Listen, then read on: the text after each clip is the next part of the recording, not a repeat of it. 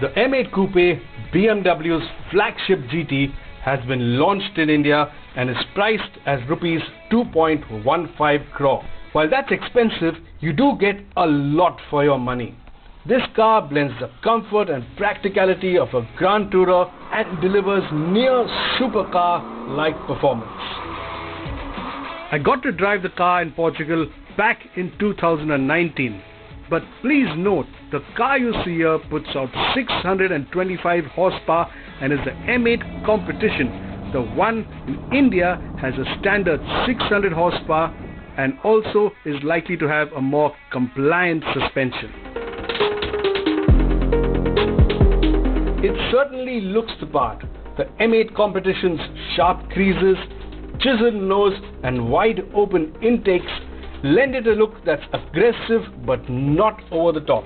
The upturned and bottom heavy BMW signature kidney grille looks purposeful, as do the LED lights placed right next to it. In fact, the whole car seems to have a balance that's pleasing, with even a very nicely executed rear. Powered by a 4.4-litre twin-turbo V8 that makes 600 horsepower and has 750 Nm of torque, BMW claim a 0 to 100 km time of just 3.3 seconds, exceedingly quick for a GT. This considerable firepower is deployed to the road via an 8-speed gearbox, BMW's active M differential, and a fully configurable rear axle based X-Drive or 4-wheel drive system. Just as in the M5, its sister car, the X-Drive system can send all of that power to the rear wheels, if indeed you want to.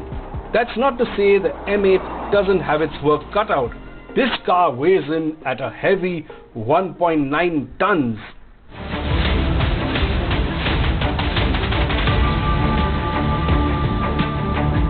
On the inside, material quality is exceedingly high, as good in places as on the 7 Series, and the quality of the plastics, leather and even metal bits are all first rate. The design of the dash is a bit too familiar, and BMW's typical sense of understatement means it lacks that sense of occasion you expect in a car of this class. The M8, however, is quite practical on the inside. There are numerous cubby holes dotted all around the cabin, the rear seats are good enough for small children, and it even has a practical boot which offers 420 liters of boot space. Driving the more powerful competition version with 625 bhp was a real eye-opener. Driven in 2019 over some roads near Lisbon, Portugal, it proved to be a good balance of comfort and strong performance. But first the ride, which is quite stiff over bumps. But as we in India will get the slightly more compliant or softer standard version and not this competition version I'm driving, the ride is likely to be a bit more comfortable for the car in India. When it comes to performance, you can either choose 4-wheel drive, 4-wheel drive sport or 2-wheel drive, just as on the M5. And this gives you progressively more rear-driven handling and adjustability.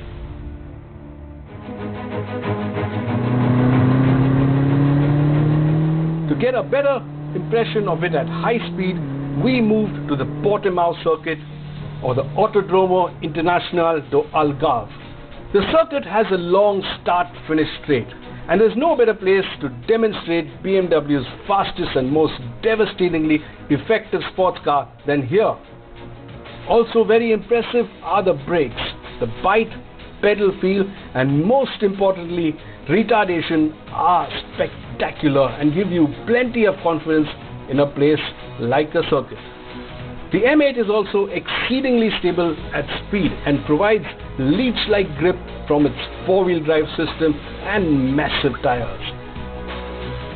It doesn't quite feel as agile or lit as something lighter, and you can feel its enormous weight, especially the weight of the engine on the front wheels and the weight of that heavy four-wheel drive system.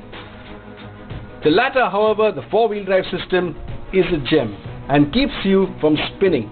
It's so good, in fact, BMW actually allowed us to do a few hard laps with the ESP off. While I did manage some side slip, the transfer of power from the rear to the front takes place so soon, it just kills the slide. So you are always driving within a safety net.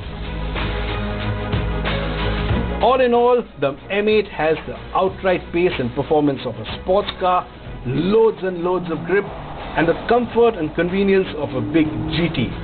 The handling could have been a bit sharper and the interiors could have been more luxurious.